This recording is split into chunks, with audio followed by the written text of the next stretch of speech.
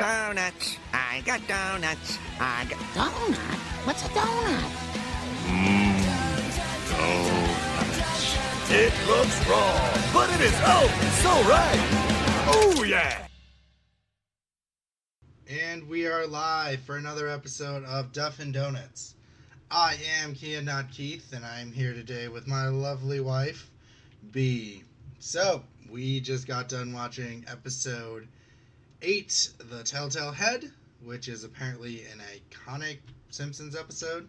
It really is. Okie dokie. So, let's get into it. So, we open up with, the regular, The Simpsons thing, and the chalkboard said, "I did not see Elvis." But, however, one of the lines does read, "I did see Elvis." Interesting. So, maybe Elvis isn't dead, guys. Ooh, conspiracy theories. Well, the 90s was all about conspiracy theories, the whole JFK thing. I mean, Elvis, I think now aliens. is all about conspiracy theories. Definitely, but I think it does speak to its time a little bit. The couch gag, oh my gosh, you guys. I noticed it right off the bat. I was like, we have seen this before, and I'm not crazy because we looked it up. Bart, they all sit down on the couch. Bart pops up, and he falls back down when they're looking at the credits on the TV. We have seen that in episode 2, Bart the Genius. So Yeah. It was the very first couch gag. Yes. Not sure why they repeated it. Yeah. I don't have an answer. Neither do I. So, the episode depicts a flashback scene where it begins with Homer and Bart walking on a sidewalk in downtown Springfield at nighttime. Bart has the head of a statue in his arms. As the pair turn to the corner, a furious mob advances on them, and Homer and Bart are forced to turn and flee. So, you kind of get the idea. Homer is trying to, tell Bart that, it's okay you messed up, people will forgive you. Right, and he's taking some of the blame too. He's like, we're in this together. And then kind of a little spot of comedy during the whole, tense scene. He's like, we'll die together like a father and a son should. The mob comes up. Bart asks for a chance to tell his side of the story. Another funny part, they're like, well, how long is the story? And he's like, about 23 minutes and 5 seconds, which I got a kick out of. I don't know why, but I found that That's humorous. the usual time of an episode. Right, that's why I was like, oh, that's funny, So, obviously, Bart dives into the flashback. It all started last Sunday. Marge is calling everyone down for church. She tells Lisa and Maggie right away, oh, you guys look adorable. But she turns Bart against the wall and starts to frisk him like he's a suspect and she's a police officer, which I found hilarious as well. She confiscates a slingshot, some dice, a comic book, Radioactive Man, and then it flashes to Homer, who's watching a football game. But one thing we noticed in this scene was they do not have their iconic boat picture in the back above the couch. It is a palm tree and a beach. And it's way bigger, significantly bigger. Homer and Marge have a little talk about, she's like, hey, come to church, and he's like, I want to watch the game. She gets everyone in the car and they head to church. Mm-hmm. Bart, she must not have gotten everything from him because she notices when they're walking in that he has what she calls a personal stereo with his headphones. He was planning to listen to music during Sunday school instead of actually what the teacher was going to say. Mm-hmm. She goes and tells Homer, hey, this is kind of your fault too because he's mimicking you. Homer, not taking the hint, actually takes the personal radio for himself and starts to listen to the game during church. Mm-hmm. It flips back and forth between the sermon and the Sunday school class. The poor teacher was trying to answer the question of who gets into heaven and who doesn't. Essentially, it starts out super simple. They're like, does my dog go to heaven? No. Does my cat go to heaven? No. Then it gets more complex because Bart starts to be like, so if I'm a soldier and I lose my leg during the war, is my leg in heaven? And when I die, do I get my leg back? Yes. Then there's the scene that ends with Bart going so what if I'm a robot but I have a human brain. Does my robot body not go to heaven, but my brain does? And she's like had enough, and she's just like, is it so much to ask for a little blind faith? But I think it's kind of like trying to play into the fact that, you know, the heads of religion don't always have all the answers, you know, and she's just kind of like, stop asking questions, you know what I mean, which is kind of funny. Homer stands up in church and he audibly yells, "It's good, it's good, it's good," you know, obviously talking about the football game he's listening to. Well, before that, Reverend Lovejoy is talking about the 7 deadly, like the 10 commandments, and one is about gambling apparently, and he talks about like how gambling is bad and like let's all pray. But while this is happening, the lip syncing isn't about him speaking about gambling, it's the football game. Right, Homer's hearing it and seeing Reverend Lovejoy, you know, preaching, and in his mind, you know, he's seeing it as one whole thing. So obviously it embarrasses Marge, and, you know, on the car ride home there's a little bit of tension and stuff. They pass the movie theater. Bart sees that Space Mutants 4 is playing. Marge makes it very clear that she does not want him to go see it. However, with the, you know, I'm going to ask Mom says no, I'll ask Dad might say yes scenario, Bart does that. He asks Homer for $5. Homer has the intuition that he's going to go see the movie, but he doesn't stop him. So Bart gets on his skateboard. He says the phrase cowabunga, which is the first time that we're hearing him say it throughout the series. I don't think it's actually commonly used. I don't feel like he actually really says it that much. I don't think so either. So. Just maybe once or twice, but I know a lot of 90s Simpsons merch had Bart with his catchphrase, quote unquote, on it, is cowabunga.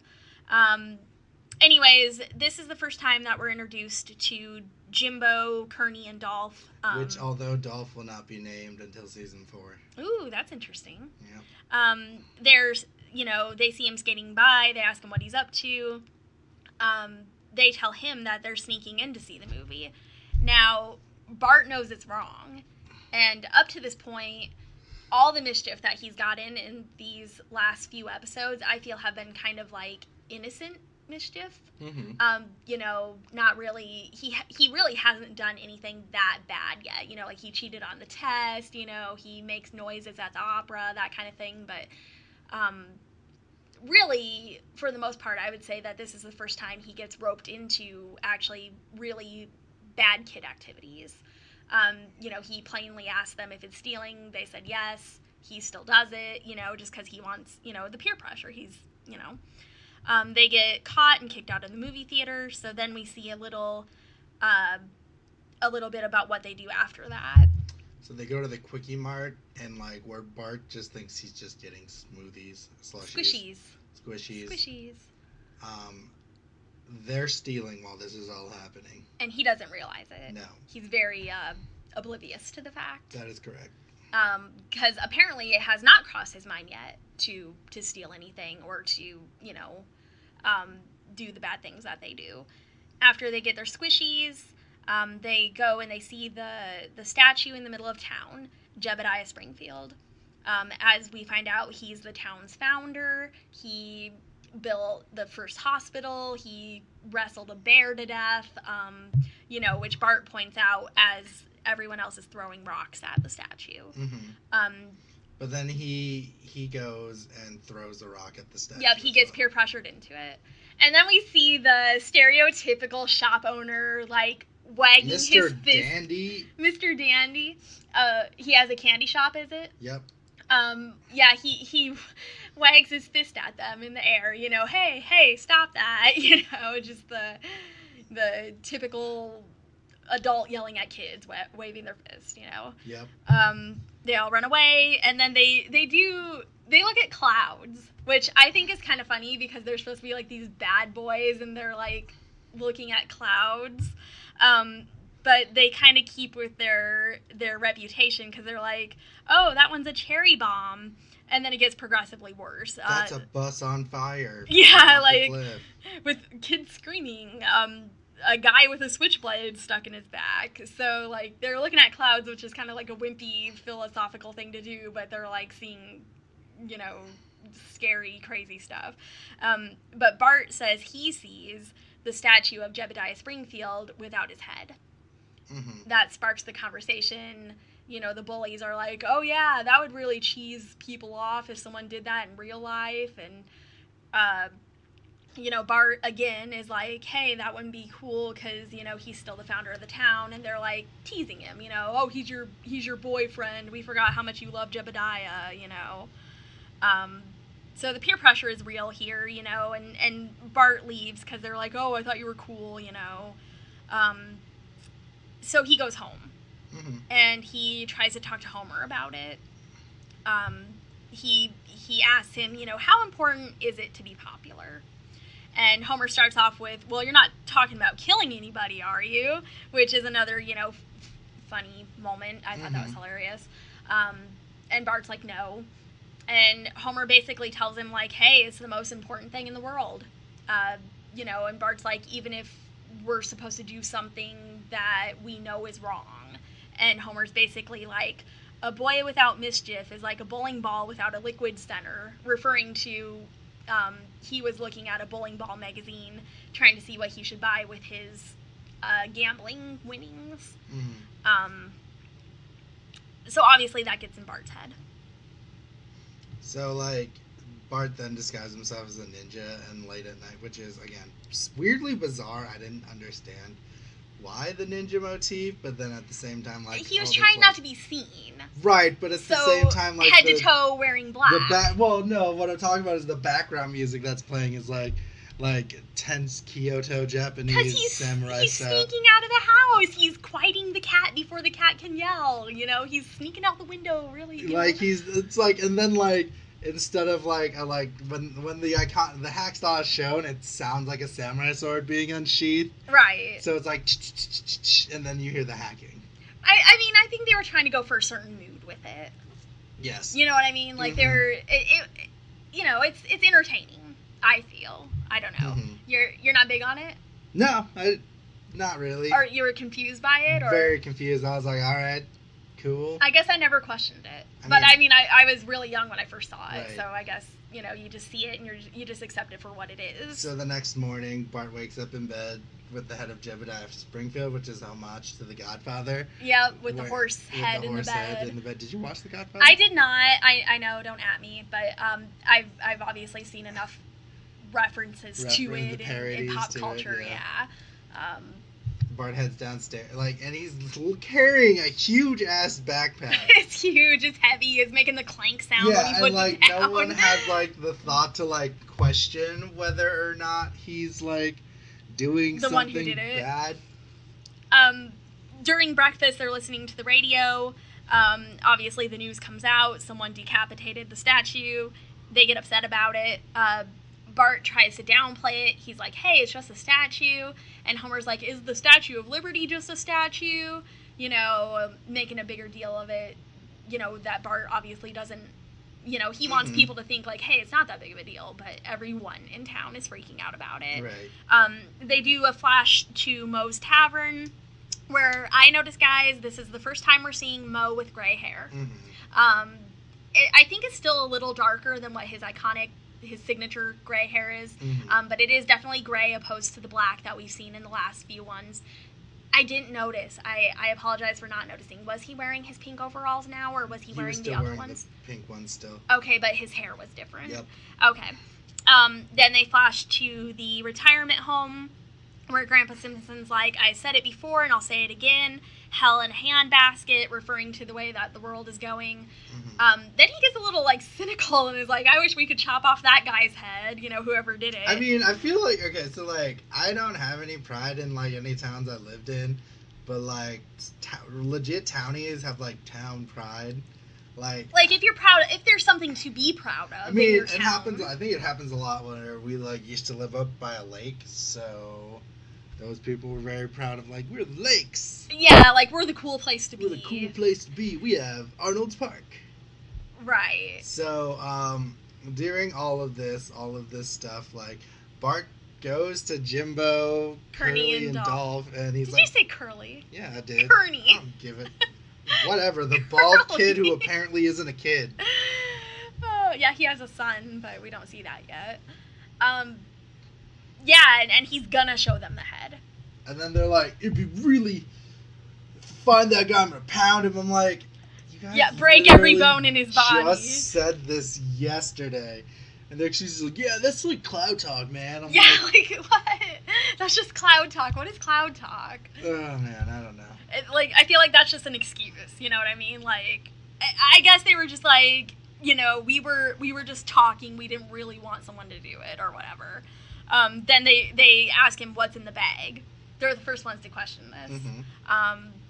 And we start to hear Jebediah's voice. Bart is hallucinating it, and he's like, my head, and of course that shakes Bart up, and he's walking across town, trying to go home, and he walks by the statue, and there's a crowd.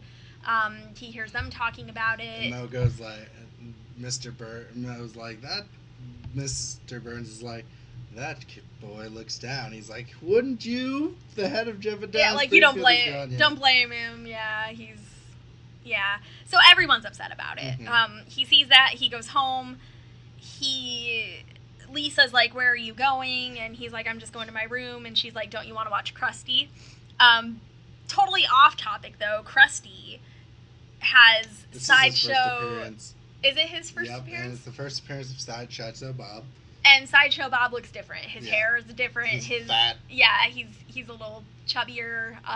It's not the iconic hair that we're used to seeing. Yeah, it's just a fro. Yeah. So yeah, that was just a little side note we noticed there. Bart was going to bury the head in the backyard, but then it starts talking to him again and talking about like, hey, you should have courage, and own up to your mistakes. And he almost goes through with it, but then he decides to just come in and show the family like, hey, I did this.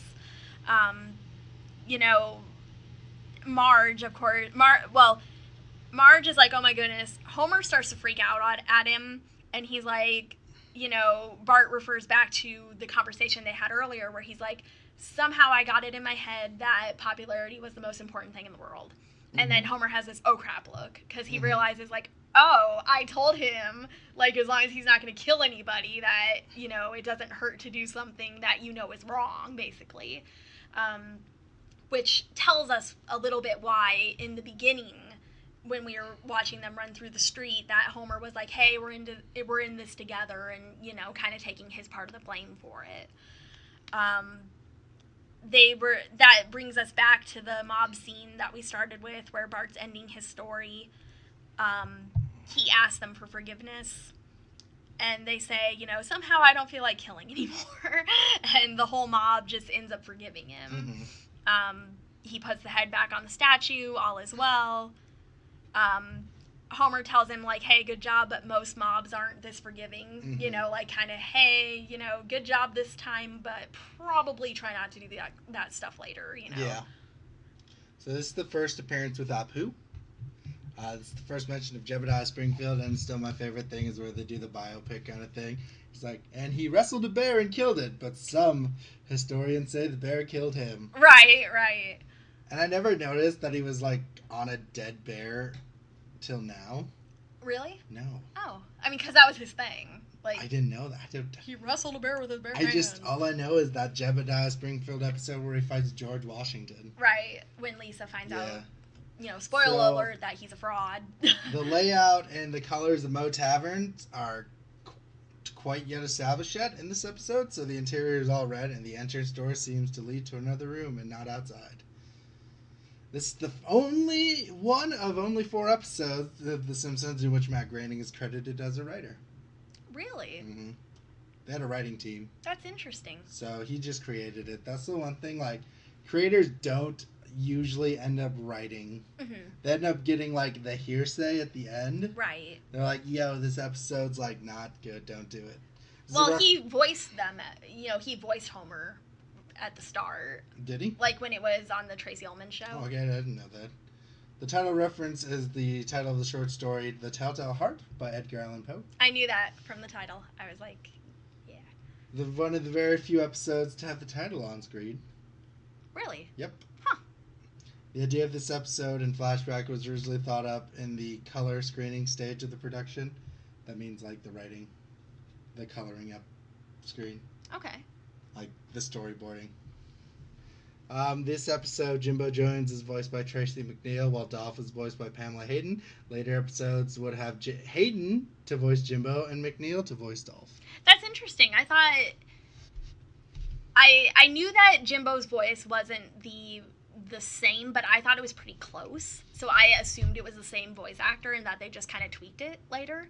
So that's actually really interesting to hear. First and possibly only utterance by Bart on his skateboard of Cowabunga in the series. I knew it. For years, many of the crew thought it was a line just added to t-shirts out of the Teenage Mutant Ninja Turtles craze. I knew it. I was like, I knew he didn't say that very often. The TV version of this episode has an extra scene where Bart explains to the town people that they've lost their way as Springfield by being so quick to lynch a 10-year-old boy who's actually feels sorry for what he's done. The DVD version doesn't have this scene, nor does the FXX reruns of this episode. I as seen remember on that. every Simpsons Ever marathon. The TV exclusive scene was shoehorned because Fox wanted the episode to have a moral about people losing their town pride. Mm-hmm. So the members of the angry mob that you see in the family members of the Simpsons of are Grandpa, Patty, and Selma. Mm-hmm. Which one of the parts where Bart's explaining the story, I saw Patty in the mob, and I was like, "Look at her face! It looks so bad." Like it was just another one of those like super poorly drawn, you know. Mm-hmm. So all in all, what do you give this episode? To be honest with you, since it is such an iconic episode and it talks about, you know, it shows peer pressure and then it shows remorse and forgiveness and all of that, I'm going to go with a solid 9. I really enjoyed this episode. I'm going to give it a 6. A 6? Yeah, What? I think that episode was super boring. Boring? Yeah, dude, I thought that episode was boring. Really? Yeah. You didn't appreciate 100%. the peer pressure I didn't get and the ninja. I didn't get the ninja thing. I didn't. No, I thought it was boring. I think you're just saying this to upset me. No, I legitimately thought it was boring. I thought this episode. You know what rhymes with boring? Divorce. Yeah, but like no, I legitimately like. I 100% like, and here is my counterpoint to why I think it is boring. I think that, it like I guess it just makes no sense to me. I guess. Like people. You never did something stupid as a kid. No, to fit I in with the 100% I understand that part. Okay. But like the whole story itself, it just seems kind of like, you know. I mean, it's like, a little far fetched. It's very far fetched. Okay. And I thought it was boring. I'm sorry. It was like. Really? Yeah, it was boring. Okay. That was a boring Ouch. episode. I know this is like. Yeah, let us right. know, please, who Let you me agree with. explain. Let us know. This is a boring episode. Everyone who likes this, I don't get it. Tell me Is he why. right? Am I right? I'm always Please right. let us know, because this episode is bullhorning. this is another one of those like they refer back to it. You know what I mean? No, but like this it's is like the such Gorge episode. It's such a boring. Like I'm bored watching it. What? Yeah. Okay. Like 100%. I don't know. I thought there was like a lot of funny parts, like the Sunday school thing, like that. The Sunday school thing was really funny to me. Homer standing up and cheering. Everything else is just like Really? Yeah, it's just a lull comparatively. Okay. I think it's compared to like, you know how like Moaning Lisa was like you knew what the plot line of it was, and then sprinkled within it is like funny. Mm-hmm. And like how the Call of the Simpsons was just dumb and irreverent and like there's nothing going on. I would say that one was more boring than this one. I like that one a lot though. Okay. I think that one was funny. I mean, there was funny parts, like That one was like entertaining. This was Okay. boring. okay. This was like I was like ugh. That bad. Yeah. Okay, I just don't alright. I don't like maybe I just got turned off after the ninja thing. I was just like I don't this understand. episode. I thought that like really. I think it just kind of spoke to how often he probably sneaks out of the house. Like, when he first goes to the movies, you know how he had that, like, that Rope? string? Yeah, like, the yeah, rope the or whatever, and he, See, like, that swung was down interesting, from it? but, like, I don't know. Like, I feel like... I don't know. I just... Okay. It was... Let us know your opinions, because I want to know, am I, like, the crazy person here? Is it just nostalgia blinding 6. me? Like, well, I mean, we could find out. Like, we could just go into the Telltale Head right now and, like, see what it's rated, I guess. Okay. Let's look at a rating. I could be wrong. Like, I'm not saying I'm right. Like, I'm not going to admit I'm 7.7. So... Let's read some of the reviews though. I would love to. Okay, a lot of 8s. I'm seeing a lot of 8s. Okay, so let's go. I'm gonna get out of here, Lion King Ed. We're not sponsored by you. Yeah, 7.7. Like, I'm trying to look. Can we actually read? Yeah, I'm gonna try to look for reviews right now. User reviews. An early Simpsons morality tale. Warning, spoilers. No, let me read it. That's it? It doesn't have anything. No, it's not. Hold on. Oh, here we go. Oh, okay. This was from November 2007. I don't know the guy's name. This episode is in some ways the strange episode for The Simpsons, particularly on the layout where the end of the episode is placed in the beginning. The show seems to be getting comfortable with itself, particularly the reference to the story length. Much of the story is cleverly written with several good jokes. Homer has a lot of strong moments, particularly the football section in the beginning. The Sunday school scenes are also hilarious. Jimbo, Dolph, and Kearney aren't as funny as future episodes and much more friendly, but are also good in their own way. The main point of the story is the moral dilemma that Bart faces isn't exactly strong, largely a parody that ends up flat, except for a few jokes. Overall, a lot of great aside gags, but the main point isn't as strong.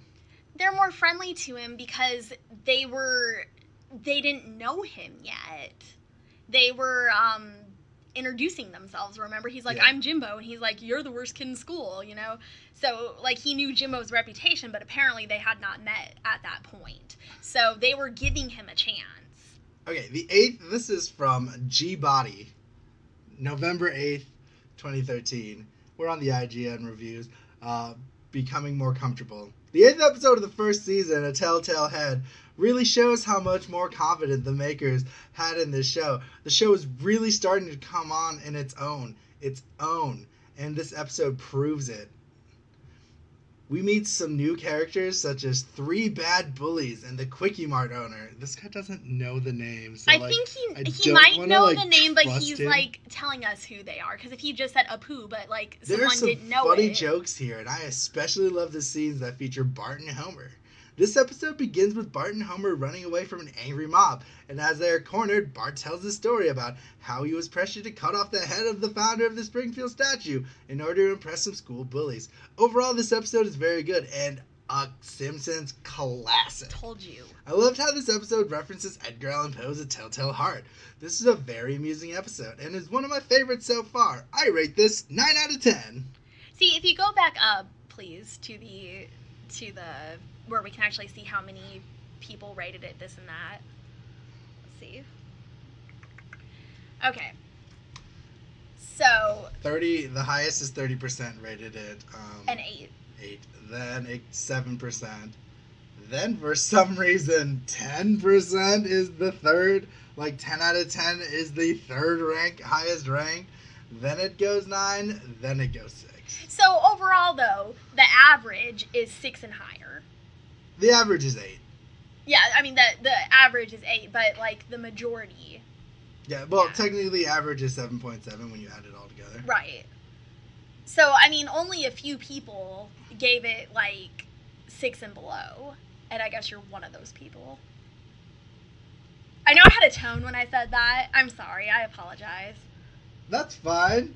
Don't forget to give us a listen and tell me if I'm wrong, because I'm not.